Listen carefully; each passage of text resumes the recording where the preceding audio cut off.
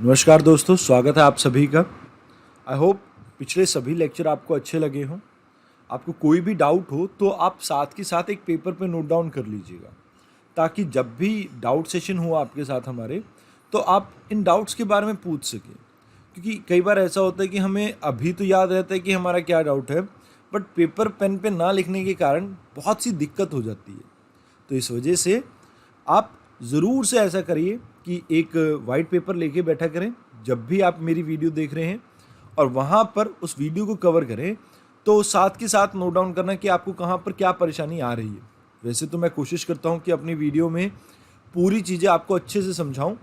मान लीजिए फिर भी कोई डाउट रहता है तो आप डाउट सेशन में मेरे से पूछ सकते हैं। Now let us talk about कि कल हमने क्या पढ़ा था और आगे हमने क्या कंटिन्यू करना है।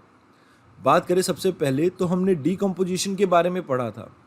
जैसे मान लीजिए ये एक वृक्ष है और किसी आंधी तूफान के कारण ये आपका पेड़ नीचे गिर जाता है। अब ये जो पेड़ नीचे गिरता है तो धीरे धीरे ये डीकम्पोज होने लगता है। ये जैसे इसकी हरी पत्तियां हैं, ये सूख कर गिर जाती हैं और धीरे धीरे ये पत्तियां भी आपकी मिट्टी में मिल जाती हैं। तो ये जो डीकम्पोजिशन का प्रोसेस है, इसमें आपके बैक्टीरिया और फंगी ये इम्पॉर्टेंट रोल प्ले करते हैं। अब ये जो बैक्टीरिया और फंगी हैं, ये क्या करते हैं, मान लीजिए ये पेड़ जो है ये नाइट्रोजन, ऑक्सीजन, कार्बन बहुत सी चीज़ों से बना होगा जो इसके कांस्टेंट पार्टिकल कहलाते हैं, या कई बार इन्हें कांस्टेंट न्यूट्रिएंट भी बोल देते हैं। तो ये इसके कांस्टेंट पार्टिकल या न्यूट्रिएंट में वापस इसे तोड़ देता है, जिससे नेचर में एक बैलेंस बना रहता है। तो इस वजह से ये बहुत ही इंपॉर्टेंट फंक्शन है आपके इकोसिस्टम का। दूसरा फंक्शन है एनर्जी फ्लो। अब इसके बिना जीवन पॉसिबल ही नहीं है। जैसे मान लीजिए मैंने आपको बताया होगा लिंडेमैन 10% रूल। ये एक पेड़ है, इस पेड़ से कुछ हर्बीवोरस खाना खा रहे होंगे। अब जो हर्बीवोरस इससे खाना खा रहे हैं, मान लीजिए डियर है, वो डियर को आगे कोई फॉक्स खा सकती है, फॉक्स को आगे कोई टाइगर खा सकता है। अब यहाँ पर ये जो पूरी चेन चलती आ रही है, ये क्या है आपकी, ये फूड चेन है। और इसी तरह से जब आपके पास मल्टीपल पैटर्न हो, जैसे इसको शायद हो सकता है कोई रैबिट भी थोड़ा बहुत खा ले, अगर ये श्रब है छोटी मोटी, या आप ये कह सकते हैं कि ये ग्रासेस हैं तो भी। अब यहाँ पर इसे हो सकता है कोई काऊ भी खा रही हो। अब इस काऊ को हो सकता है फॉक्स खा रहा हो, इस रैबिट को हो सकता है फॉक्स खा रहा हो, या हो सकता है डायरेक्ट टाइगर खा रहा हो, इस काऊ को सीधा टाइगर खा सकता है। तो आपके जब इन्वायरमेंट में या इकोसिस्टम में वेरियस ऑप्शन अवेलेबल होते हैं, जहाँ पर खाने की चॉइसेस होती हैं एक जानवर के पास, इसे कह देते हैं फूड वेब। अब दोनों में समांतर अगर बात करें तो फूड वेब ज़्यादा स्टेबल है, क्योंकि यहाँ पर मल्टीपल ऑप्शन होते हैं और हर एक इकोसिस्टम में हमेशा फूड वेब देखने को मिलती है, फूड चेन नहीं। फूड चेन तो हमारी सहूलियत के लिए हमने डिज़ाइन की थी, ताकि हमें ये चीज़ समझ आ सके कि एक ट्रॉफिक लेवल से दूसरे ट्रॉफिक लेवल तक एनर्जी ट्रांसफ़र कैसे होती है। अब यहाँ पर हमने कई पिरामिड्स के बारे में पढ़ा होगा, नंबर पिरामिड, जहाँ पर हम ये देखते हैं कि किसी भी प्रजाति के कितने एक ट्रॉफिक लेवल पे पॉपुलेशन है। अब इससे हम एक नक्शा तैयार करते हैं, एक पिरामिड तैयार करते हैं, और जो कुछ ऐसे लाइक ऊपर की तरफ घटता हुआ जाता है, तो इसे हम कह देते हैं अपवर्ड पिरामिड। जितने भी टेरेस्ट्रियल आपके बायोम्स हैं, या आप ये कह सकते हैं टेरेस्ट्रियल इकोसिस्टम है, उनमें सभी में लगभग आपको पिरामिड का नंबर जो है वो इसी तरह से देखने को मिलता है। बट कुछ एक केसेस में एक्सेप्शन है। जैसे आप एक पेड़ की बात करें, जैसे यहाँ पर हमने एक पेड़ की बात करी, तो हो सकता है इस पेड़ पे 20 चिड़ियों ने अपना घोंसला बनाया हो। अब इन 20 चिड़ियों पे हो सकता है कि तकरीबन 40 से 50 पैरासाइट्स हों। अब इन पैरासाइट पे हो सकता है 100 के करीब हाइपर पैरासाइट हों। तो यहाँ पर इन जनरल अगर हम बात करें तो ये क्या है, ये भी पिरामिड ऑफ नंबर ही है, बट यहाँ पर ये केस क्या है, इन्वर्टेड है। मतलब पिरामिड नीचे नैरो है, ऊपर बड़ा होता जाएगा। अब इसी तरह से एक पिरामिड स्पिंडर भी होता है, जो कुछ इस तरह का दिखता है, जहाँ पर ऊपर और नीचे दोनों तरफ ही आपका क्या है, नैरो। अब यहाँ क्या होता है, मान लीजिए एक ट्री है तो इसका नंबर कम है। अब इसके ऊपर बहुत से हर्बीवोरस पक्षी रहते हैं, और इन पक्षी को खाता है हॉक, चील, ईगल, बाज, जो भी आप कहना चाहें। वल्चर की प्रजातियां ही इस लाइक हर्बीवोरस छोटे मोटे चिड़िया वगैरह को खाती है। अब ये जो आपके लाइक पेड़ है, इसका नंबर क्या है 1, हॉक या ईगल का नंबर है 1। तो यहाँ पर हर्बीवोरस की आपकी मान लीजिए पॉपुलेशन है 10 के अराउंड। तो इस तरह का जब आपको लाइक पिरामिड देखने को मिलता है, दैट इज पिरामिड ऑफ स्पिंडर। अब इसके अलावा आपको मैंने बताया था पिरामिड ऑफ बायोमास के बारे में भी, जहां पर हमने बात की थी कि हम देखते हैं कि ड्राई मास कितना है किसी भी ऑब्जेक्ट का। अब इसमें हम वाटर कंटेंट को रिमूव कर देते हैं। उदाहरण के तौर पे मैंने आपको कहा था कि मान लीजिए मेरा वजन 70 किलो है और 70% मेरी बॉडी में क्या है, पानी है। तो यहाँ पर अगर मेरी बॉडी का पानी वगैरह हम इसको एडजस्ट करते हैं तो अप्रॉक्सीमेटली 49% या 49 किलो मेरी बॉडी में सिर्फ और सिर्फ पानी है। अब इस पानी को रिमूव कर दें तो यहाँ पर बचा हुआ मास क्या है, मेरा बायोमास। अब यहाँ पर ये ड्राई बायोमास को कैलकुलेट करते हैं number of like pyramid of biomass में। जैसे मैंने आपको बताया होगा स्टैंडिंग स्टेट के बारे में, जहाँ पर हम ये देखते हैं कि इनऑर्गेनिक सब्सटेंस कितना प्रेजेंट है किसी आपकी प्रोडक्ट में। जैसे मान लीजिए ये एक इकोसिस्टम है, तो यहाँ पर इनऑर्गेनिक कंटेंट यानी कि न्यूट्रिएंट वगैरह ये कितना प्रेजेंट है। इसके अलावा अगर आप सिर्फ और सिर्फ ऑर्गेनिक कंटेंट की बात कर रहे हैं तो यहाँ पर इसे कहते हैं स्टैंडिंग क्रॉप। क्या कहते हैं, स्टैंडिंग क्रॉप। साथ के साथ आपको ये मैंने बायोमास का पिरामिड सब कुछ बताया था। टेरेस्ट्रियल पार्ट में जनरली आपका अपराइट रहता है और इक्वेटिक पार्ट में इसे हम इन्वर्टेड भी देखते हैं। क्यों? क्योंकि प्लैंक्टन की जो एज है वो कम होती है, तो इस वजह से बेस हमेशा आपका नैरो रहता है यहाँ पे। इसके बाद मैंने आपको फ्लो के बारे में बताया था कि इसका जो पिरामिड होता है वो हमेशा अपवर्ड रहता है। और यहाँ पर आपको एक जो चीज़ याद रखनी है कि ये 10% रूल फॉलो करता है लिंडेमैन का। तो यहाँ आपको मोर और लेस आपको चीज़ें बता दी थी। Then we have studied about की पोल्यूटेंट और ट्रॉफिक लेवल कैसे किस तरह से काम कर रहे हैं। बायो अक्यूमुलेशन, जब आपको सेम ही प्रजाति में, जैसे यहाँ पर प्लैंक्टॉन्स हैं, इन प्लैंक्टॉन्स में ही आपको जब कंसंट्रेशन इंक्रीज होती हुई दिख रही है किसी भी केमिकल की, तो इसे कहते हैं फाइटोप्लैंक्टन, मतलब सॉरी बायो अक्यूमुलेशन। अब जब आप इससे ये देखते हैं कि प्लैंक्टॉन से जो एनर्जी या सॉरी जो केमिकल आपका ट्रांसफर हो रहा है जू प्लैंक्टॉन में, इसकी अमाउंट बढ़ रही है, तो इसे कहते हैं बायो मैग्निफिकेशन। इसे क्या कहते हैं हम, बायो मैग्निफिकेशन। तो जब भी आपके एक ट्रॉफिक लेवल पर, जैसे मान लीजिए अब इस प्लैंक्टॉन्स को बहुत सारों को खाएगा ये जू प्लैंक्टॉन, तो यहाँ पर इसका भी मास इंक्रीज होता जाएगा, यानी केमिकल का जो नंबर है वो इंक्रीज होता जाएगा। तो इसे भी हम क्या कहते हैं, बायो अक्यूमुलेशन। बट जब आप यहां से यहां पर चेंज देख रहे हैं, दैट इज मैग्निफिकेशन। मतलब ए टू बी अगर आप जा रहे हैं, दैट इज मैग्निफिकेशन। बट ए पे और या सिर्फ बी में ही कोई चीज अक्यूमुलेट हो रही है, जुड़ रही है, तो दैट इज अक्यूमुलेशन। मींस अगर हम बात करें, आप जैसे ये हैं और ये आपका बेटा है, आपने जो पैसा इकट्ठा किया दैट इज अक्यूमुलेशन, इन्होंने जो पैसा इकट्ठा किया दैट इज अक्यूमुलेशन। बट जो आप यहां से यहां पर पैसा भेज रहे हैं, दैट इज मैग्निफिकेशन। तो इस चीज को थोड़ा ध्यान रखना, बायो मैग्निफिकेशन क्या होता है। और लाइक इसके लिए कुछ चीजें इंपॉर्टेंट है, जैसे आपका जो पार्टिकल है, जो केमिकल है या पोल्यूटेंट है, अगर वो शॉर्ट लिव्ड होगा तो वहां पर बायो मैग्निफिकेशन देखने को नहीं मिलेगी। उदाहरण के तौर पे मैंने आपको कहा था डाइक्लोफिनिक ले लीजिए। डाइक्लोफिनिक में आपने क्या देखा था कि जो आपके गिद्ध वगैरह होते हैं, वल्चर्स वगैरह होते हैं, इनकी जो लाइफ है वो कम होती है। और क्योंकि इनकी लाइफ कम होती है एज कंपेयर टू डाइक्लोफिनिक जो उनकी बॉडी में जाता है, सॉरी भैंसों की एग्जांपल मैं देना चाहूंगा यहाँ पे। जैसे भैंसों में आपने देखा होगा कि इनको टीके लगाए जाते थे जब ये बीमार हो जाती थी डाइक्लोफिनिक के। और इसके दौरान क्या होता था कि भैंस, जैसे आपकी मान लीजिए इसकी एज जो है दैट इज अराउंड की 5-10 साल के आसपास होगी। अब मान लीजिए 5-10 साल जो भी इसकी एज है, इससे ज्यादा टाइम लग रहा है डाइक्लोफिनिक को इसकी बॉडी में डिजॉल्व होने में, कहीं ना कहीं वॉश आउट होने में, तो ये जो केमिकल है वो अगले ऑर्गेनिज्म के अंदर ट्रांसफर होगा। अगर ऐसा नहीं होगा तो बायो मैग्निफिकेशन देखने को नहीं मिलेगी। क्योंकि बायो मैग्निफिकेशन यहाँ पर मान लीजिए जो फेलो मरी थी आपकी, तो इसको खाने के बाद ये गिद्ध में देखने को मिलती है, वल्चर्स में देखने को मिलती है। इसके अलावा यहाँ पर अगर कोई भी आपका केमिकल है वो मोबाइल नहीं है, वो एक जगह स्थिर रहता है, तो यहाँ पर बायो मैग्निफिकेशन के चांसेस बहुत कम है। क्योंकि बायो मैग्निफिकेशन तभी देखने को मिलेगी जब आपका केमिकल एक बॉडी से दूसरी बॉडी में ट्रांसफर हो। साथ के साथ मैंने आपको ये बताया था कि लाइक वाटर सॉल्युबल होगा, तो जब हम यूरिनेट करेंगे तो उसके साथ वो डिजॉल्व, मतलब कहीं ना कहीं बाहर चला जाएगा, बॉडी से वॉश आउट हो जाएगा। जैसे आप बुखार के टाइम पे दवाई लेते हैं तो वो दवाई आपकी वॉश आउट हो जाती है। सेम फैट सॉल्युबल होगा तो इससे वो फैट के अंदर जमा रहेगा, और फैट के अंदर रहेगा तो लाइक काफी इंपैक्ट कर सकता है। और अगर किसी भी बायो मैग्निफिकेशन के प्रोडक्ट की हमारे ऊपर नेगेटिव इंपैक्ट है तो उससे हमें परेशानी होती है। अगर कोई नेगेटिव इंपैक्ट नहीं है, कोई हमारे ऊपर असर नहीं कर रहा है, तो इट डजंट मैटर। अब तीसरी चीज हमने इंटरेक्शन के बारे में पढ़ा था। म्यूचुअलिज्म मैंने आपको कहा था कि जब दोनों को बेनिफिट हो रहा है, इसमें मैंने सिम्बायोटिक प्लांट्स वगैरह का एग्जांपल दिया था, आपको सिम्बायोटिक रिलेशन के बारे में बताया था। फिर कमेंसलिज्म, एक को फायदा हो रहा है दूसरे को कोई फर्क नहीं पड़ रहा है। इसमें मैंने आपको कहा कि जैसे शार्क है, शार्क के साथ कुछ मछलियां चिपक के चली जाती हैं, और शार्क जब खाना खा रही होती है तो बीच में जो छोटे छोटे पार्टिकल्स वगैरह बच जाते हैं, तो उनसे ये मछलियां अपना पेट भी भर लेती हैं। तो दैट इज कमेंसलिज्म। एक को बेनिफिट हो रहा है दूसरे को फर्क नहीं पड़ रहा है। कमेंसलिज्म, एक को बेनिफिट हो रहा है दूसरे को नुकसान, सॉरी एक को नुकसान हो रहा है दूसरे को कोई फर्क नहीं पड़ रहा है। और जैसे एक पेड़ है, इसके बगल में ही छोटा पेड़ उगा दिया, तो यहाँ पर ये बड़ा पेड़ जो है ये कहीं ना कहीं इस छोटे पेड़ को नुकसान पहुंचा रहा है। तो इस तरह के रिलेशन को क्या कहते हैं, कमेंसलिज्म। देन कॉम्पिटिशन, कॉम्पिटिशन में क्या होता है कि दोनों ही प्रजातियों को नुकसान होता है। अब इसमें मैंने दो तरह के कॉम्पिटिशन बताया था, एक होता है इंटरस्पीशीज और एक होता है इंट्रास्पीशीज। जैसे यहाँ पर मैंने आपको कहा था कि मान लीजिए टाइगर और लायन एक जगह पे रह रहे हैं, तो दोनों को फूड की कमी हो जाएगी और दोनों के ऊपर नेगेटिव इंपैक्ट देखने को मिलेगा, अनटिल और अनलेस ये दोनों ही या दोनों में से कोई एक इस जगह को छोड़ के ना जाए या मर ना जाए, तब तक ये कंपटीशन चलता रहेगा। और इस तरह के कंपटीशन नेगेटिव इंपैक्ट करते हैं दोनों ही प्रजातियों पे। इसके अलावा इंट्रास्पीशीज भी हो सकता है। मान लीजिए एक टाइगर है, इसके एरिया में, इसकी टेरिटरी में दूसरा टाइगर आ गया, तो यहाँ पर दोनों के बीच में फूड और वर्चस्व की लड़ाई होगी, और यहाँ पर जो जीतेगा वो यहाँ पर स्टे करेगा, और जो हार गया वो उस टेरिटरी को छोड़ के चला जाएगा, मार दिया जाएगा। इसके अलावा प्रेडेशन भी एक आपका टाइप होता है, जहाँ पर आप ये देखते हैं कि जैसे एक प्रे होता है, प्रे यानी जिसका शिकार किया जाए, और प्रेडेटर होता है। प्रेडेटर क्या करता है कि अमूमन भूख लगती है तो इस प्रे को ढूंढने निकलता है और पकड़ के खा लेता है। तो यहाँ पर किलिंग होती है आपके प्रे की। अब इसी तरह का एक रिलेशन है पैरासिटिज्म, जहाँ पर पॉजिटिव और नेगेटिव इंटरेक्शन तो है, मतलब एक को बेनिफिट मिल रहा है दूसरे को नेगेटिव मिल रहा है, बट यहाँ पर किलिंग नहीं होती। यहाँ पर क्या नहीं होती, किलिंग नहीं होती। उदाहरण के तौर पे आपके पेट में अभी भी शायद हो सकता है टेप वॉर्म या और भी बहुत से बैक्टीरिया वगैरह आपको देखने को मिल सकते हैं, बट वो आपको लिए अभी फिलहाल के लिए हार्मफुल नहीं है, तो इसे पैरासिटिज्म कहा जाता है। और ये लॉन्ग टर्म तक अपने होस्ट को जिंदा रखने की कोशिश करते हैं, मतलब ऐसा है कि मारने की कोशिश नहीं करते हैं, जिंदा रखने की तो नहीं है। तो यहाँ पर इसके बाद सातवां आपका इंटरेक्शन आ जाता है न्यूट्रलिज्म, जो कि नेचर में देखने को नहीं मिलता है। तो इन सभी के एग्जाम्पल वगैरह आप याद रखना। देन मैंने आपको सक्सेशन के बारे में कहा था कि जैसे एक पेड़ है, यहाँ पर पहले मान लीजिए घास उगी इस एरिया में, अब इसके बाद धीरे धीरे यहाँ पर हो सकते हैं छोटी मोटी श्रब्स उगे। अब ये श्रब्स जब उगेंगी तो इसके मरने के बाद यहाँ पर हो सकता है कि आपका भरपूर एक बड़ा पूरा पेड़ आ जाए। तो दैट इज क्या कह सकते हैं इसे, इकोलॉजिकल सक्सेशन, जहाँ पर आप देख रहे हैं कि एक कम्युनिटी दूसरी कम्युनिटी को रिप्लेस करके अपनी स्टेजेस सेट कर रही है। अब इसमें कई टर्म्स हैं, जैसे पायनियर आपकी कम्युनिटी होती है जो सबसे पहले आई होती है, और जो बीच में आती है इसे हम कहते हैं सीरियल कम्युनिटी। कौन सी कम्युनिटी? Serial community. और इन स्टेजेस को हम सीर बोलते हैं। अब यहाँ पर ये जो पेड़ है that is your climax community. Climax दो टाइप का हो सकता है, पॉली यानी कि बहुत सी आपकी स्पीशीज यहाँ पर डोमिनेट कर रही है, अगर एक स्पीशीज डोमिनेट करेगी तो मोनो। इसके अलावा इसके टाइप आपके सक्सेशन के दो अलग अलग हो सकते हैं, हम मेजरली दो के बारे में बात करेंगे यहाँ पे। वन इज प्राइमरी सक्सेशन, जैसे मैंने आपको हिमालय का एग्जांपल दिया था, और दूसरा आपका सेकेंडरी सक्सेशन, जहाँ पर मैंने आपको ऑस्ट्रेलिया का एग्जांपल दिया था। उसके अलावा और भी बहुत से टाइप हो सकते हैं इसके, जैसे ऑटोजेनिक जो खुद से हो रहा है, बायोटिक कंपोनेंट इसके लिए रिस्पॉन्सिबल है। इसलिए मैंने आपको समझाया था, मान लीजिए एक गैंडा है या हाथी है, हाथी किसी पेड़ को खाता है या किसी फ्रूट को खाता है, तो उसके सीड्स को कहीं ना कहीं वो डिस्पर्स करेगा पूरे जंगल में, और इसकी वजह से जंगल में अलग अलग जगह उस पेड़ के उगने की पॉसिबिलिटी रहती है। तो दैट इज ऑटोजेनिक, खुद ब खुद बायोटिक कंपोनेंट इसके लिए रिस्पॉन्सिबल।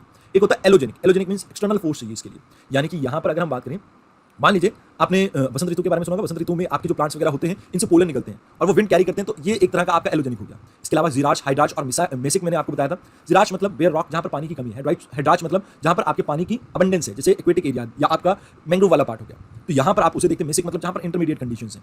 ऑटोजेनिक और हेट्रोजेनिक। ऑटोजेनिक मींस कि आपके प्लांट डोमिनेट कर रहे हैं जब सक्सेशन में, दैट इज ऑटोजेनिक। इनिशियली सभी तरह की सक्सेशन आपकी ऑटोजेनिक होती है, लेटर ऑन ये हेट्रोट्रॉफिक हो सकती है, बिकॉज हेट्रोट्रॉफ्स तब डोमिनेट करने लगते हैं। यहाँ पर हेट्रोट्रॉफ में मैं सिर्फ एक की बात नहीं कर रहा हूँ, पूरी कम्युनिटी की बात कर रहा हूँ। देन प्राइमरी सेकेंडरी में आपको बता चुका हूं, this is it. Now let us start with the today's lecture.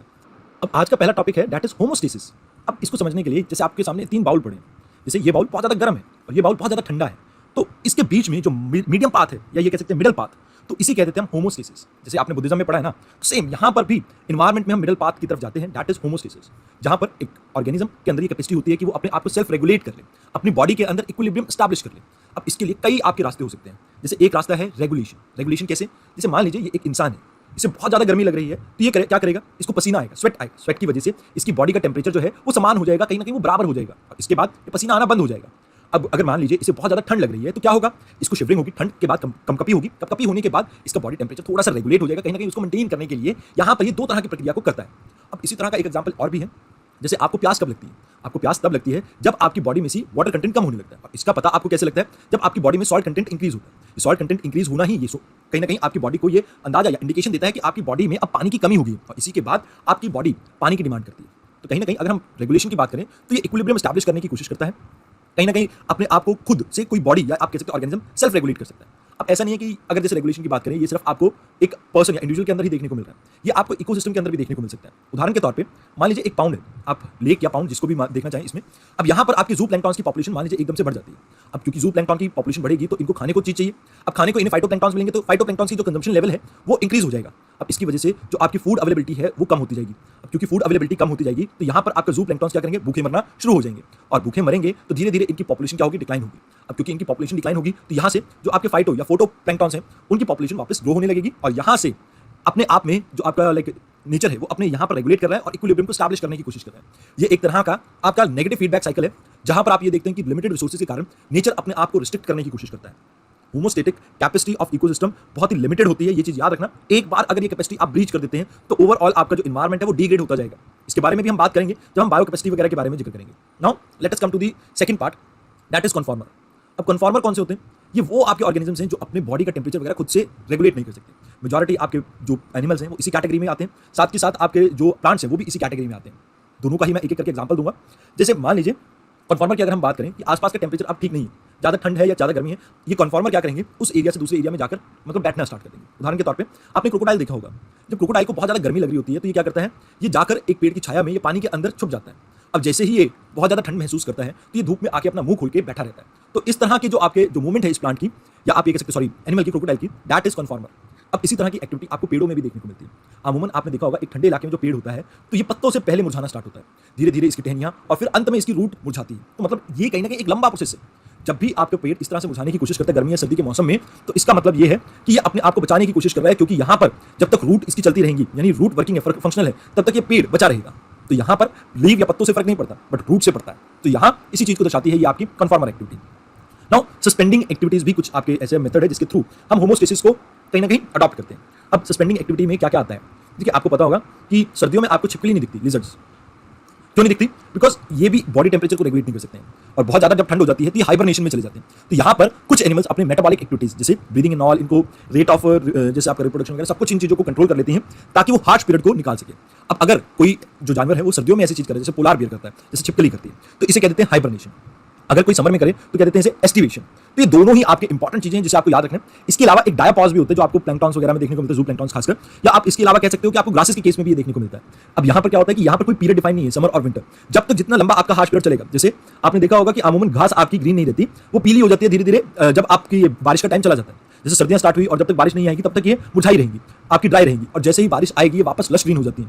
अब चाहे बारिश एक साल ना आए तो ये एक साल तक ऐसे ही मुरझाई रहेंगी। तो इस तरह के हार्श पीरियड को जो लंबा हो सकता है या छोटा हो सकता है, बट कोई सीजन से रिलेटेड नहीं है, इसे कहते हैं डायापॉज।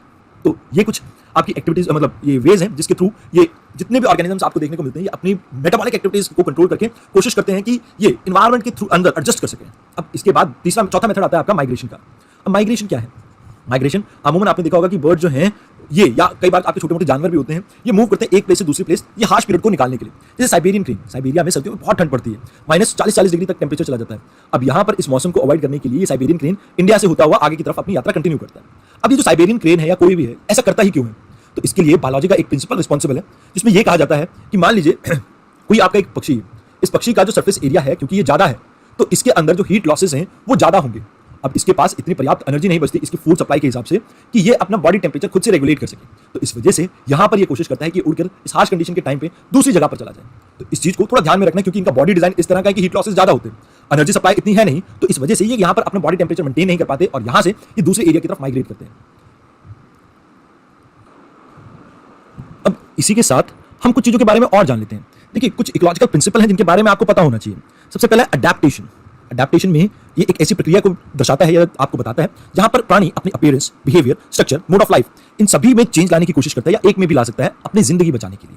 जैसे आपको कोरकिला पता होगा जिसे लाइक वो छिपकली की तरह दिखता है जो अपना रंग बदलता है। तो ये जो प्राणी है ये अपने लाइक जो अपने आप को बचाने के लिए आसपास की सराउंडिंग के अकॉर्डिंगली अपने आप को ढाल लेता है या कई बार शिकार के लिए भी करता हो। तो कहीं ना कहीं अपीयरेंस जो चेंज हो रही है इसकी, ये इसकी अडैप्टेशन है। बिहेवियर, अब जैसे मैं आपको एग्जांपल दूं बिहेवियर का, तो आपने देखा होगा कि अमूमन डेजर्ट एरिया में जो भी प्राणी होते हैं, जो भी एनिमल्स होते हैं, वो नॉक्टर्नल होते हैं, वो रात के समय में बाहर निकलते हैं क्योंकि दिन के समय बहुत ज्यादा गर्मी होती है। तो नॉक्टर्नल होना ये उनका बिहेवियरल चेंज है। स्ट्रक्चर चेंज, अब जैसे आप इंसानों की बात करते हैं, इंसान पहले बंदर की प्रजाति से था, अब धीरे धीरे हमारे यहाँ से पूंछ वगैरह ये सब कुछ हट गई है। तो ये क्या है हमारी, ये एक तरह की हमारी अडैप्टेशन है, स्ट्रक्चरल अडैप्टेशन, क्योंकि अब हमें उस चीज की रिक्वायरमेंट नहीं रही तो हमने अपनी बॉडी में उस चीज का चेंज कर लिया। मोड ऑफ लाइफ हो सकता है और भी बहुत से एग्जांपल हो सकते हैं जहां पर आप अडैप्टेशन देखते हैं। बट इन्हें जनरली हम 3 कैटेगरी में डालते हैं। एक होता है मॉर्फोलॉजी अडैप्टेशन। मॉर्फोलॉजिकल अडैप्टेशन क्या होता है, जहां पर आप देखते हैं कि कोई जो जानवर है वो अपने कद वगैरह या किसी चीज में चेंज ला रहा है। जैसे मैं आपको एग्जांपल देना चाहूंगा, जैसे ट्री की हाइट बढ़ने के कारण आप देखते हैं जिराफ की जो गर्दन है वो काफी लंबी हो जाती है। जैसे क्योंकि यहाँ पर पेड़ काफी ऊंचे हैं तो पत्ते ऊंचे हो सकते हैं, तो इस वजह से ये जो जिराफ है इसकी हाइट भी क्या हो जाती है, ऐसे कुछ गर्दन कुछ लंबी सी हो जाती है। तो यहाँ पर ये जो चीज है that is representing your like ये कह सकते हैं मॉर्फोलॉजिकल अडैप्टेशन को रिप्रेजेंट करता है। अब ऐसी एक अडैप्टेशन होती है दैट इज फिजियोलॉजिकल अडैप्टेशन। अब फिजियोलॉजिकल अडैप्टेशन में क्या होता है, जैसे आपने देखा होगा कैंगरू रैट के बारे में। कैंगरू रैट क्या होता है, ये आपके लाइक साउथ अमेरिका के डेजर्ट एरिया में देखने को मिलता है। अब यहाँ पर क्योंकि पानी की कमी रहती है, बहुत ज्यादा खुश्क एरिया है, गर्मी बहुत ज्यादा है, तो पानी की कमी होने के कारण ये क्या करता है कि अपने ही फैट को ऑक्सीडाइज कर लेता है और इस फैट को ऑक्सीडाइज करने के बाद ये अपनी वाटर रिक्वायरमेंट को कहीं ना कहीं फुलफिल कर लेता है। अब इसी तरह का बिहेवियर अगर चेंज के बारे में बात करें तो धूप में आपने देखा होगा कई एनिमल्स अपने लाइक बैठे होते हैं, जैसे लिजर्ड्स वगैरह हो सकती हैं या आप क्रोकोडाइल्स वगैरह को देखते हैं, तो वो बिहेवियरल चेंज में आ गया या बिहेवियरल अडैप्टेशन में आ गया। तो अडैप्टेशन एक प्रिंसिपल है जिसके ऊपर लाइक बहुत सी स्पीशीज वर्क करती हैं जस्ट टू सर्वाइव, क्योंकि आपने लाइक कहावत सुनी होगी सर्वाइवल ऑफ द फिटेस्ट। तो यहाँ पर वही सर्वाइव कर पाएगा जो अपने आप को ढाल पाएगा समय के अनुसार। यूपीएससी में भी ये चीज रहती है। जैसे उदाहरण के तौर पे जो बच्चे करंट यूपीएससी डिमांड के हिसाब से अपने आप को चेंज कर पाएंगे वही बच्चे आगे चलकर इस पेपर को क्लियर कर पाएंगे। अब इसी में एक और चीज आती है दैट इज इकैड। इकैड के बारे में शायद आपने सुना भी हो, बट नहीं सुना तो मैं आपको बता देता हूँ। अब यहाँ पर एक मान लीजिए स्पीशीज है, ठीक है जी, ये स्पीशीज सेम जेनेटिक स्टॉक में मतलब सेम जेनेटिक कोड है इसका, मतलब ये एक ही स्पीशीज है। जैसे मैंगो आपने देखे होंगे, मैंगो अल्फेंजो भी है, लंगड़ा भी है, दशहरी भी है, अलग अलग वैरायटी मिलती है ना। तो यहाँ पर सेम स्पीशीज से बिलोंग करता है, सेम जेनेटिक कोड है, बट हो सकता है थोड़े बहुत कैरेक्टरिस्टिक्स क्या हो सकते हैं, डिफरेंट हो सकते हैं। इसमें एनिमल्स भी आ सकते हैं, मैंने आपको प्लांट का एग्जांपल दिया है। अब यहाँ पर ये जो इसकी कैरेक्टरिस्टिक्स जो डिफरेंट होते हैं, इसके कारण इंटरब्रीडिंग पैटर्न में आपके कोई चेंज नहीं आता, मतलब दे कैन इंटरब्रीड। जैसे मैंने आपको कहा था कि अगर 2 अलग अलग स्पीशीज हैं तो दे कैन नॉट इंटरब्रीड, तो यहाँ पर दे कैन इंटरब्रीड। अब यहाँ एक और चीज जो आपको याद रखनी, दैट इज जो भी चेंजेस होंगे यहाँ पे दैट विल बी रिवर्सिबल। मतलब ऐसा होगा कि मान लीजिए, वैसे तो मैंने आपको जो दशहरी वगैरह का एग्जांपल दिया वहां पर रिवर्सिबल चेंज नहीं है, बट फिर भी अगर मान लीजिए इकैड में कोई स्पीशीज आ रही है तो वहां पर कुछ जो अगर वो जो कंडीशंस हैं वो वापस नॉर्मल पे आ जाए तो ये जो चेंजेस हैं ये भी अपने आप में खत्म हो जाएंगे। कई बार इकैड को इकोफिन भी बोला जाता है। क्या बोला जाता है? That is ecophene. ये ECOPHENES। थोड़ी राइटिंग पैड पे थोड़ी खराब आती है, इसके लिए क्षमा चाहूंगा। इसके बाद एक और टर्म आती है that is ecotype. That is ecotype. अब इकोटाइप क्या होती है? यहाँ पर आपको जेनेटिक थोड़ा डिफरेंस वगैरह देखने को मिल जाता है, बट सेम टेक्सोनॉमी से बिलोंग करती है आपकी स्पीशीज। मतलब जैसे हम इंसान हैं, इंसानों के बाद अगर हम बात करें थोड़ा पीछे की तरफ चलें तो बंदर भी हमारी प्रजाति से हैं, एप वगैरह। तो यहाँ पर हम जेनेटिकली तो एक ही टेक्सोनॉमी से बिलोंग कर रहे हैं, सेपियंस, बट आगे जाकर थोड़े हम डिफरेंट हो जाते हैं। तो यहाँ पर जो चेंजेस होते हैं वो इरिवर्सिबल है। जैसे आप अगर देखिए अमेरिका और अफ्रीका दोनों जगह पर ह्यूमंस देखने को मिलते हैं, बट अफ्रीका के ह्यूमंस का स्ट्रक्चर जो है वो डिफरेंट है एज कंपेयर टू अमेरिका। मैं कलर की बात नहीं कर रहा हूँ, कलर इकार्ड में आ जाता है। जैसे इकार्ड में ये कलर चेंज वगैरह सब कुछ ठीक हो जाएगा। जैसे मान लीजिए कोई एक अमेरिका का इंसान है, अगर वो इक्वेटर के आसपास रहना स्टार्ट कर दे तो टैनिंग हो जाएगी, बट अगर वो इंसान सालों साल यहीं पर ही रहना शुरू कर दे, यहीं पर ही रहे, तो ये टैनिंग कभी रिमूव नहीं होगी। और ये टैनिंग जब रिमूव नहीं होगी तो ये इको टाइप वाली कैटेगरी में आ जाता है। मतलब जब टैनिंग एक दो दिन के लिए कोई घूमने गया है तब हो गई और वापस जाते ही वो रिमूव हो जाए तो दैट इज इकैट। बट वो टैनिंग अगर लंबे समय तक रहे तो दैट इज इको टाइप। अब यहाँ पर आप एग्जांपल ले सकते हैं अफ्रीकन और एशियन चीता का भी, और बहुत से हैं जहां पर हम बात करते हैं इको टाइप की। अब इसी में एक टर्म आती है इको स्पीशीज। इको स्पीशीज आपकी वो प्रजातियां हैं जो डिफरेंट है एक दूसरे से और ये आपस में कभी इंटरब्रीड नहीं कर सकती। जैसे मान लीजिए आपने देखा होगा कि जैसे एक एग्जांपल देना चाहूंगा, एक शेर कभी भी मीटिंग नहीं कर सकता एक गधे के साथ, हॉर्स के साथ, because they are totally different kind of आपके ऑर्गेनिज्म। तो इस वजह से ये आपको थोड़ा ध्यान में रखना है कि जो इको स्पीशीज होती है वो कभी भी आपस में इंटरब्रीड नहीं कर पाएंगी। अब दूसरा मेथड है, दूसरा प्रिंसिपल है हमारा, दैट इज वेरिएशन। अब वेरिएशन क्या है? देखिए कई बार ऐसा होता है कि कोई जेनेटिक मेकअप में चेंज आ जाता है, कुछ जो जीन्स है ऐड हो जाते हैं या डिलीट हो जाते हैं, तो इसे कह देते हैं वेरिएशन। अब इसके पीछे बहुत से रीजंस हैं, जैसे mutation can be one of them. आपने कैप्टन अमेरिका के बारे में देखा होगा मार्वल्स की स्टोरी में, तो वहां पर जो उसकी बॉडी में जो उसकी लाइक ग्रोथ हार्मोन्स थे उसको कहीं ना कहीं इस तरह से एड्रेस किया गया कि वहां उसकी क्षमता बढ़ा दी गई, तो ये म्यूटेशन है। अब जैसे म्यूटेशन के बारे में मैं आपको थोड़ी डिटेल में थोड़ी मतलब अगली स्लाइड में बता दूंगा, बट यहाँ पर मान के चलिए कि म्यूटेशन भी एक प्रोसेस होता है। जैसे मैंने आपको कैप्टन अमेरिका का एग्जांपल दिया, ऐसे ही एग्जांपल है एक हल्क का भी, जहाँ पर उसकी बॉडी स्ट्रक्चर में कुछ गामा रेडिएशन के साथ कांटेक्ट में आने से म्यूटेशन होती है और जिसके बाद वो ग्रीन आपका एक हल्क बन जाता है। तो ये जो है आपका ये जो प्रोसेस है म्यूटेशन, इसके कारण भी वेरिएशन आते हैं। ऐसे ही क्लाइमेट चेंज भी हो सकता है, जोग्राफिकल बैरियर भी हो सकता है, स्किन कलर और लाइक आपके लाइक किस तरह के वेरिएशन आ सकते हैं, स्किन कलर के, हेयर टाइप के, आइज के, ये सभी तरह के आपके वेरिएशन देखने को मिल सकते हैं। जैसे आपने देखा होगा अमूमन जैसे धरती है, इक्वेटर के पास जो इंसान रहते हैं इनके कलर थोड़े डार्क रहते हैं क्योंकि मेलामाइन यहाँ पर ज्यादा मिलता है इनकी स्किन में, वेयर एज मेलामाइन जहाँ पर कम देखने को मिलता है यहाँ पर यूरोपियन कंट्रीज में, यहाँ पर इंसानों का जो कलर है थोड़ा गोरा रहता है। और ये जेनेटिकली वेरिएशन है क्योंकि जो इक्वेटर के आसपास रहते हैं क्योंकि सन के पास ज्यादा एक्सपोज है, तो इनकी स्किन को कैंसर से बचाने के लिए मेलामाइन इनकी बॉडी में ज्यादा रहता है। वेराज जो आपके अपर पार्ट में, अपर टेम्परेट या आप ये कह सकते हैं कि पोलर एरिया में जो इंसान रह रहे हैं उनमें मेलामाइन नहीं मिलेगा, बिकॉज वहां पर आपकी जो सनलाइट है इतनी ज्यादा नहीं पड़ती है। तो ये कुछ चीजें हैं जिसकी वजह से आपको वेरिएशन देखने को मिल सकती है। जोग्राफिकल बैरियर के लिए मैं आपको एग्जांपल देना चाहूंगा, आप गूगल करना एक जानवर को, दैट इज सैलमेंडर। सैलमेंडर आपका कैलिफोर्निया के आसपास मिलता है। यहाँ पर कई साल पहले ये दो एरिया में बट गए, जैसे पहले एक ही एरिया में रहते थे, कुछ वेस्ट में चले गए और कुछ ईस्ट में चले गए। अब इन दोनों के बीच में इतना वेरिएशन आया, धीरे धीरे जेनेटिक ड्रिफ्ट आ गया और जिसके बाद ये अब आज की डेट में एक दूसरे के साथ इंटरब्रीड नहीं कर सकते। अभी हाल के दिनों में ही एक आर्टिकल पब्लिश हुआ था, आप सर्च करना, ब्लैक टाइगर के बारे में, और यहाँ पर भी कुछ इसी तरह के ड्रिफ्ट के बारे में, जेनेटिक ड्रिफ्ट के बारे में बात की गई है। तो कहीं ना कहीं उस आर्टिकल को आपने थोड़ा रीड कर लेना है और हम इसके बारे में बात करेंगे भी जब हम टाइगर्स के बारे में, प्रोजेक्ट टाइगर्स के बारे में बात करेंगे। तो फिर भी रेफरेंस के लिए एक बार इस आर्टिकल को जरूर देख लेना। Now if we talk about adaptive radiations, यहाँ पर आप ये देखते हैं कि जो एंसेस्ट्रल स्पीशीज है उससे जो अभी की स्पीशीज है बहुत चेंज हो गई है। अब इसमें कई मैं आपको एग्जांपल दे सकता हूँ, बट फिर भी एक आप बर्ड सर्च करना, दैट इज गैलापागोस, आर्किपेलागो में मिलने वाली ये एक फिंचेस करके एक स्पीशीज है। अब इस बर्ड स्पीशीज में क्या था कि इसकी बीक पहले ना बहुत मोटी हुआ करती थी कुछ इस तरह से, अब धीरे धीरे इसको फूड की कमी होने लगी तो खाना ढूंढने में इस बीक के कारण थोड़ी इसको परेशानी होती थी, तो धीरे धीरे इसकी बीक और ज्यादा पतली और छोटी होती गई। तो यहाँ पर आप अगर इस पक्षी को देखेंगे तो ये एंसेस्ट्रल अपनी जो स्पीशीज है उससे थोड़ी डिफरेंट हो गई। अब इससे डिफरेंट होने के कारण ये आपका किस तरह का अडैप्टेशन, अडैप्टिव रेडिएशन टाइप। अब यहाँ पर देखिए चेंजेस एनवायरमेंट के अकॉर्डिंग हुआ है, उसके फूड हैबिट के कारण हो सकता है, किसी भी तरह के निश के कारण हो सकता है। Now if we talk about next is speciation. Speciation एक आपका ऐसा प्रोसेस है जहां पर आप देखते हैं कि एक नई स्पीशीज फॉर्म होती है। अब स्पीशिएशन के लिए आप अगेन एग्जांपल ले सकते हैं सैलमेंडर का, या आप एग्जांपल ले सकते हैं ऑस्ट्रेलिया का। ऑस्ट्रेलिया में जो आपको स्पीशीज देखने को मिलते हैं दैट इज टोटली डिफरेंट, जो थ्रू आउट वर्ल्ड आपको देखने को नहीं मिलती। जैसे कैंगरूज है, कैंगरूज आपको और कहीं नहीं देखने को मिलेंगे, सिर्फ ऑस्ट्रेलिया में ही देखने को मिलेंगे। क्यों? क्योंकि जोग्राफिकल बैरियर था, जोग्राफिकल आइसोलेशन था, जिसकी वजह से ये स्पीशीज टोटली डिफरेंट है। अब इसी तरह का आपको एग्जांपल इंडिया में भी देखने को मिल सकता है, बिकॉज जैसे ये आपका भारत है, यहाँ पर आपके हिमालयज वगैरह बने हुए हैं। अब हिमालयज बने होने के कारण यहाँ से स्पीशीज आगे कहीं ट्रेवल नहीं कर पाती, तो इसी वजह से इंडिया में भी एंडेमिक स्पीशीज बहुत देखने को मिलती है। ऑल्दो आपको वर्ल्ड में और जगह वैसी स्पीशीज देखने को मिलती हूँ, बट ये इंटरब्रीड नहीं कर पाएंगे बिकॉज यहाँ पर भी आइसोलेशन देखने को मिलता है हमें। अब म्यूटेशन के बारे में मैं आपको कह रहा था कि हम एक बार ही पढ़ेंगे अभी थोड़ी देर में। तो म्यूटेशन क्या होता है, सबसे पहले इसे समझते हैं। देखिए आप ये समझिए कि आप किसी दुकान पे गए हैं, आपको फोटो कॉपी करवानी है।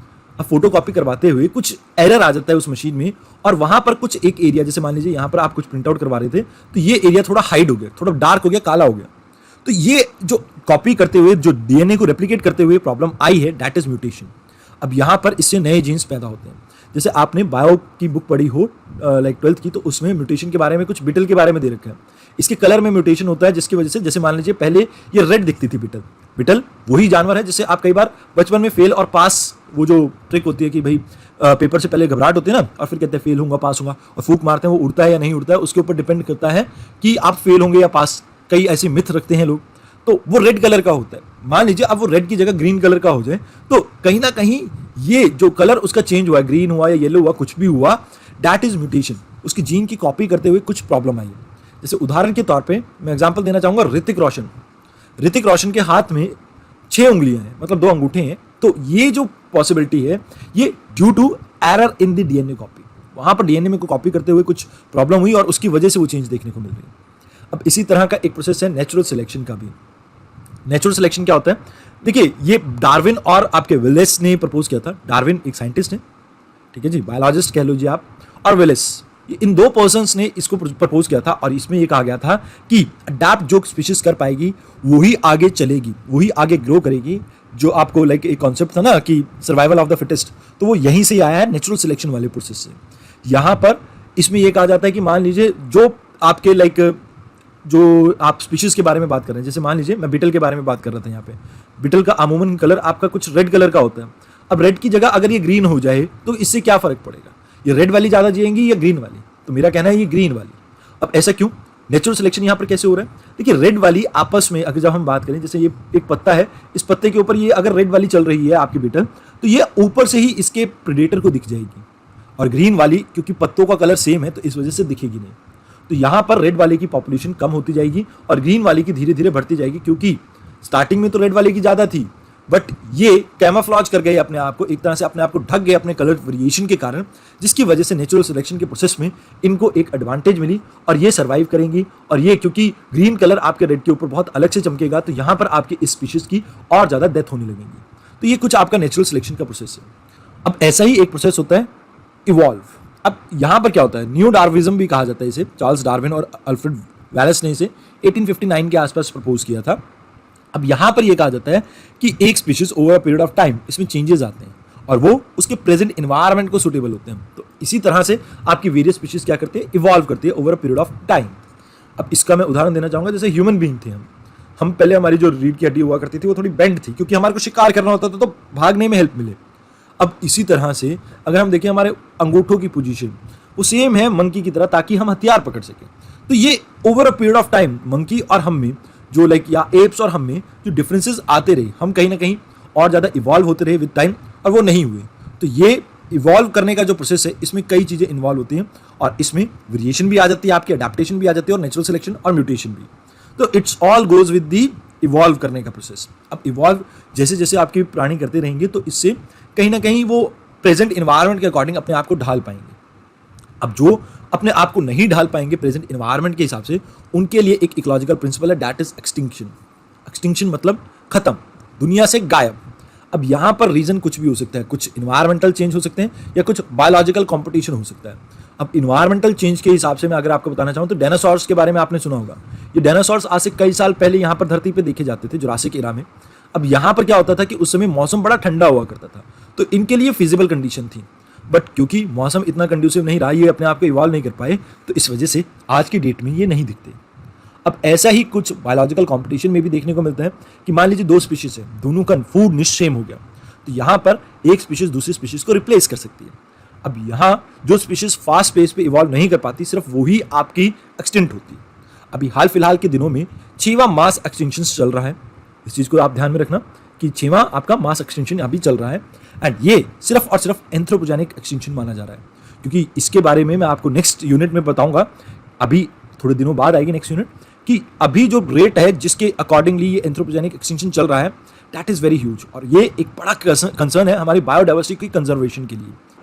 अब फर्दर हम बात करते हैं प्रोडक्टिविटी की, क्योंकि ये भी एक इंपॉर्टेंट कॉन्सेप्ट है आपके इकोलॉजी और इन्वायरमेंट का। तो यहाँ पर सबसे पहले आपको ये समझना होगा कि प्रोडक्टिविटी होती क्या है, देखिए कितनी इनपुट आई है और क्या आउटपुट रहती है, दैट इज प्रोडक्टिविटी। अगर हम यूपीएससी की टर्म में बात करें तो आप मान लीजिए कहते हैं कि मैं 10 घंटे पढ़ता हूँ सर, अब 10 घंटे में से आप उस 10 घंटे का पढ़ा हुआ कितना याद रख पाते हैं, दैट इज प्रोडक्टिविटी।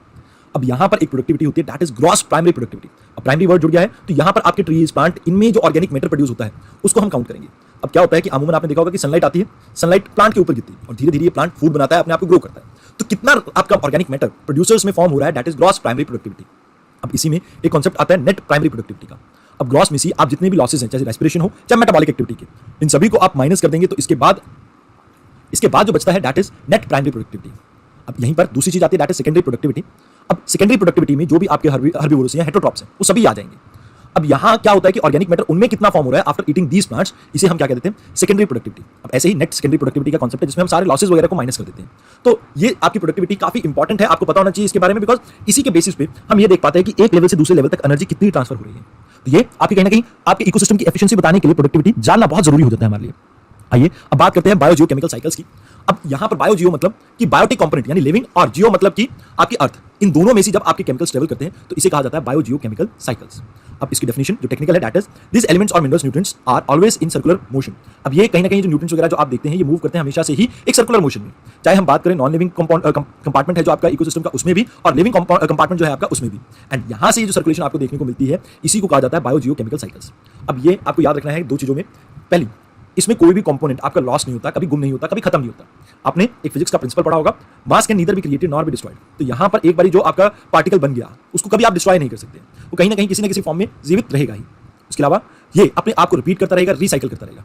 तो ये आप दोनों ही चीजों को याद रखना कि जो एक बारी कंपोनेंट क्रिएट हो चुका है वो सालों साल चलेगा। उदाहरण के तौर पे हो सकता है अभी जो हम ऑक्सीजन ले रहे हैं, आज से कई साल पहले अकबर ने भी सेम ऑक्सीजन को कहीं ना कहीं सांस लिया हो इसी ऑक्सीजन में, और हो सकता है इससे पहले अशोक ने भी लिया हो, द ग्रेट अशोका, और उसके अलावा हो सकता है उससे पहले अर्ली मैंस और उससे पहले डायनासोर्स। तो यहाँ पर ये जो आपकी ऑक्सीजन है ये अपने आप को रिसाइकिल करती रहती है विद टाइम, और ये जो रिसाइकलिंग है यही आपकी बायोजियो केमिकल साइकिल चलती है।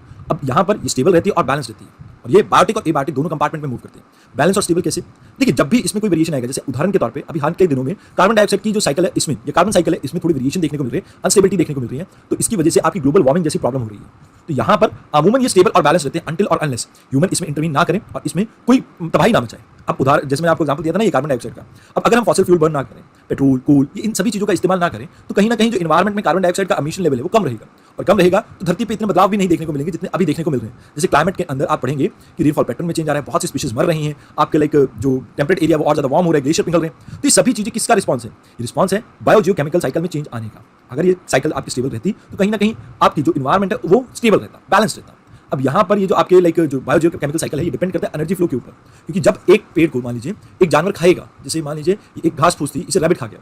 अब रैबिट जब इसे खाएगा तभी तो यहाँ से जो न्यूट्रिएंट है, जो कंपोनेंट है इसके, वो यहाँ पर ट्रांसफर होंगे। अब जब ये रैबिट मरेगा या इसे फॉक्स खाएगी, मान लीजिए फॉक्स खा रही है, तो यहाँ पर ये न्यूट्रिएंट इसमें ट्रांसफर होगा, और यहाँ से फॉक्स जब मरेगी तो ये टाइगर में हो सकता है। अब टाइगर से जब मरेगा तो हो सकता है ये वापस सॉइल में आके डिकम्पोज हो जाए।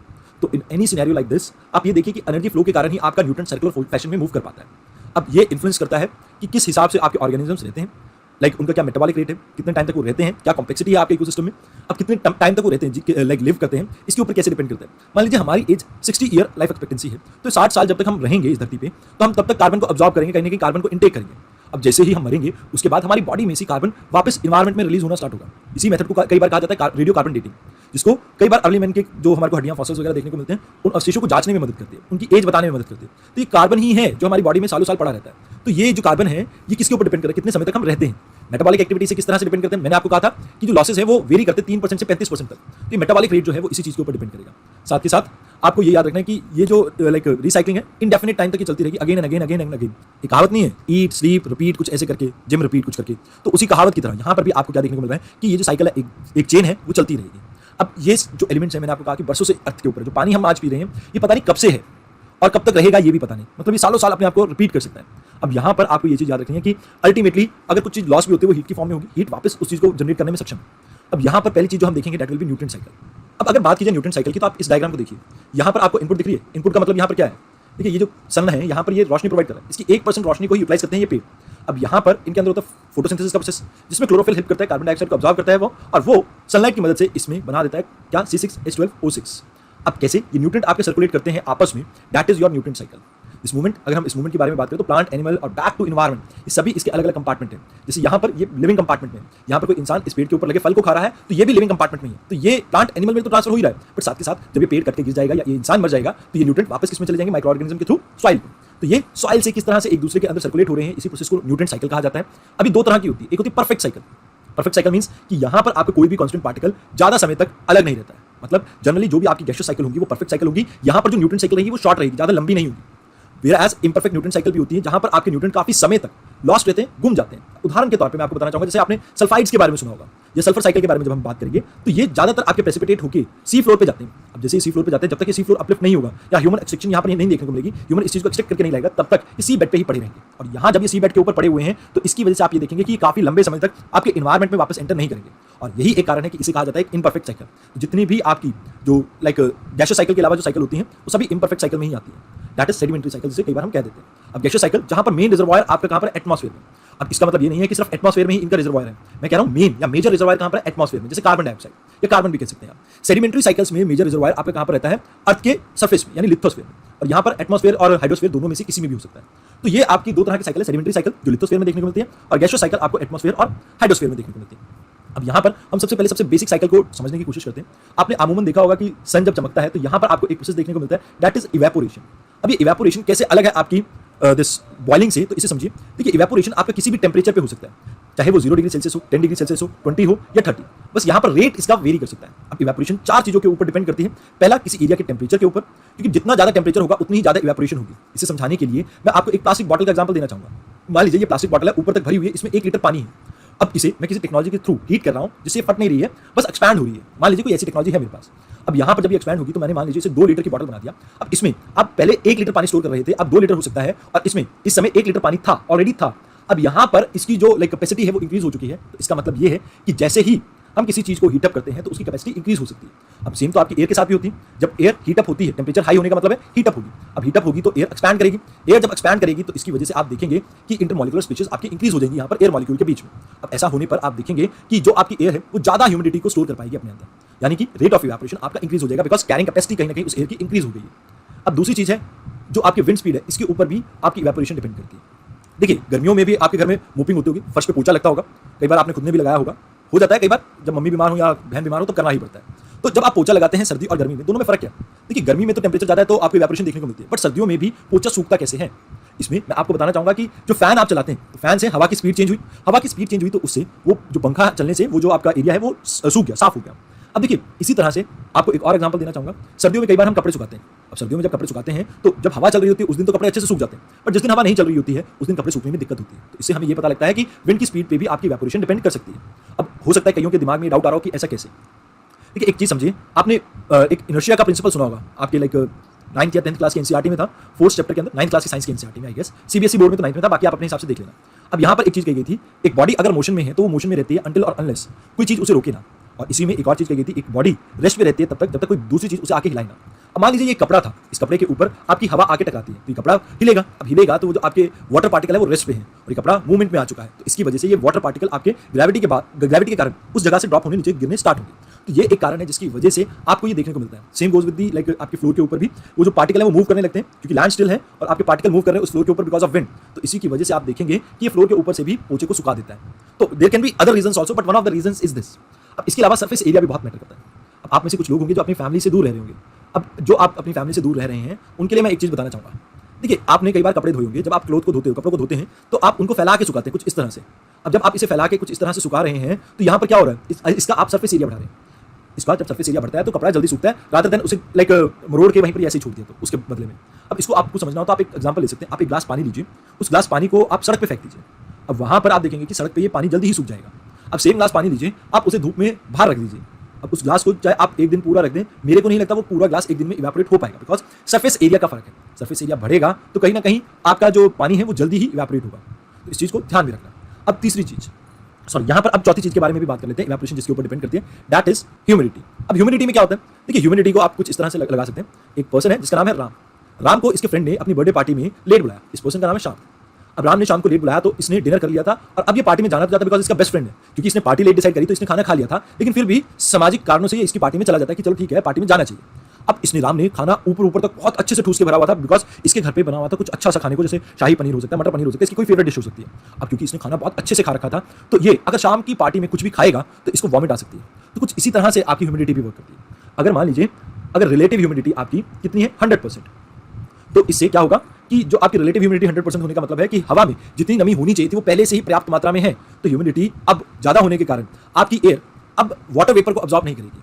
उदाहरण के तौर पे मान लीजिए, सबसे पहले हम समझ लेते हैं ह्यूमिडिटी क्या होती है। कई बार आपको इसके बारे में शायद कंफ्यूजन हो सकती है। ह्यूमिडिटी का मतलब है कि कितनी आर्द्रता यानी कितना वाटर वेपर आपका प्रेजेंट है एक एयर के अंदर। अब इसमें एक कॉन्सेप्ट आता है रिलेटिव ह्यूमिडिटी, जिसमें हम ये देखते हैं कि एक एयर, मान लीजिए 100 यूनिट एक एयर पार्सल है जो 100 यूनिट आपके वाटर वेपर को स्टोर कर सकता था। अब इसकी जगह ये मात्र अभी 70 यूनिट को ही स्टोर कर रहा है, तो रिलेटिव ह्यूमिडिटी इनका ही लाइक रेशियो है 70/100, तो यहाँ पर ये ऑलमोस्ट 70% के आसपास आ गया। तो इसी तरह की गणित के हिसाब से जब 100% होगा तो मतलब पहले से ही टमी फुल है इस एयर का। अब जब टमी फुल है तो वो और ज्यादा आपके एयर पार्टिकल्स को, या आप ये कह सकते हैं वाटर पार्टिकल को, और ज्यादा अब्जॉर्ब नहीं करेगी। तो यहाँ पर ये ह्यूमिडिटी भी एक इंपॉर्टेंट रोल प्ले करती है, जिसकी वजह से वाटर साइकिल आपकी बनती है। अमूमन आपने देखा होगा ओशंस वगैरह जो आपके रिवर फ्लोर हैं, इनसे जैसे यहाँ पर ये रिवर है, यहाँ से ये ग्लेशियर मेल्ट कर रहे हैं यहाँ से, और इन प्लांट में से इवेपोट्रांसपिरेशन होती है, और जैसे लैंड पार्ट में आपकी जमीन है यहाँ से भी इवेपोरेशन होती है। तो इन सभी पार्ट से जब इवेपोरेट होकर आपके वाटर वेपर ऊपर की तरफ जाते हैं, धीरे धीरे ऊपर जाते जाते ये एडियाबैटिकली कूल होते हैं। अब जब ये ठंडे होते हैं तो ये टेम्परेचर घटने के कारण वापस से लिक्विड कैटेगरी में कन्वर्ट हो जाते हैं गैस से, क्योंकि जो वेपर है वो गैसियस फॉर्म में है। जब ये ऊपर जाएंगे तो ये किस फॉर्म में कन्वर्ट हो जाएंगे, ये वापस लिक्विड फॉर्म में कन्वर्ट हो जाएंगे, और ये हैंग करने लगेंगे कुछ इस तरह से।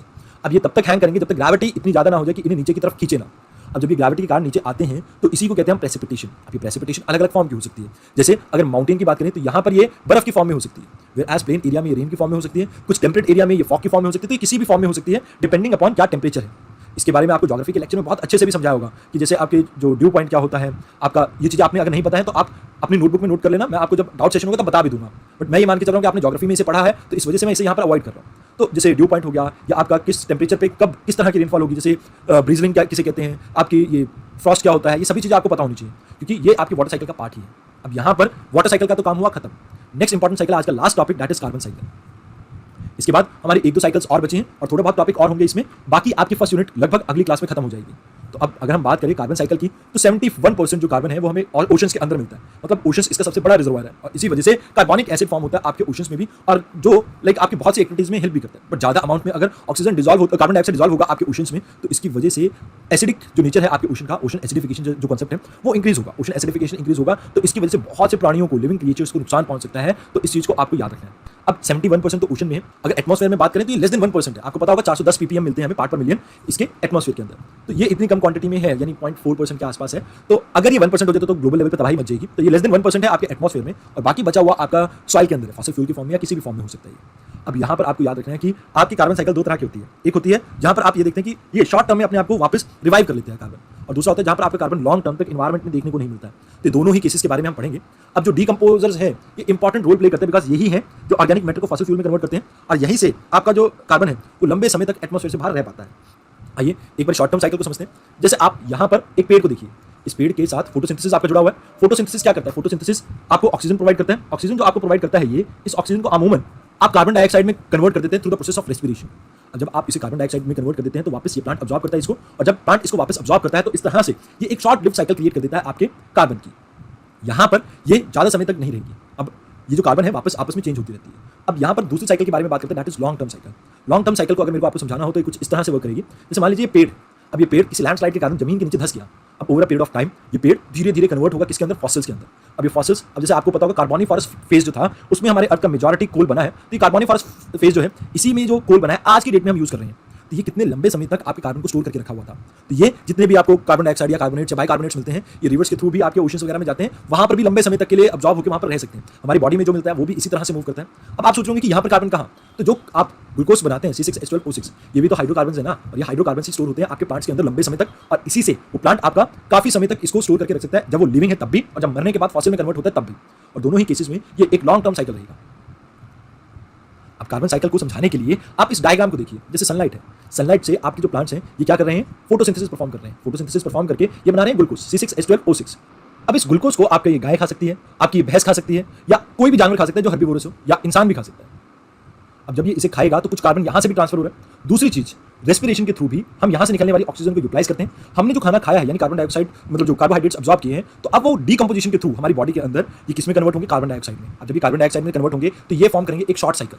अब ये जो शॉर्ट साइकिल है ये कार्बन को मेंटेन करने में मदद करता है, जिससे ग्लोबल वार्मिंग नहीं होती। बट इससे क्या होता है कि आपकी अर्थ का एवरेज टेम्परेचर मेंटेन रहता है। प्रॉब्लम होती है दूसरे तरीके से। मान लीजिए ये पेड़ था, ये इंसान था, कोई भी था, जब ये मरेगा तो ये फॉसिल्स में कन्वर्ट होगा, और यहाँ पर फॉसिल में कन्वर्ट करने में अगेन आपके हेल्प करेंगे डीकंपोजर्स। अब इस फॉसिल्स को जब हम बर्न करते हैं थर्मल पावर प्लांट में या व्हीकल्स को रन करने के लिए पेट्रोल के फॉर्म में, तो यहाँ से जनरेट होता है आपकी अगेन कार्बन डाइऑक्साइड। और ये एक्चुअल में वो कार्बन डाइऑक्साइड है जो क्लाइमेट चेंज के लिए रिस्पॉन्सिबल है, और जिसकी वजह से वर्ल्ड लेवल पे हमें प्रॉब्लम देखने को मिल रही है। और इसी के चेंज के कारण आप ये देखते हैं कि वर्ल्ड में बहुत सी समस्या आ रही है, जैसे लैंडस्लाइड की घटनाएं बढ़ गई हैं, फ्लैश फ्लड की घटनाएं बढ़ गई हैं, अर्बन फ्लडिंग देखने को मिलती है। उसके अलावा आपको जो रेनफॉल पैटर्न्स हैं उनमें बदलाव देखने को मिल रहा है, ड्रॉट के सीजन्स बढ़ चुके हैं, और ओवरऑल टेम्परेचर इंक्रीज होने की वजह से आपका क्रायोस्फीयर पिघल रहा है। तो ये सभी रीजंस हैं because of this fossil fuel burning. और ये जनरेट कहाँ से हो रही है? यहाँ से।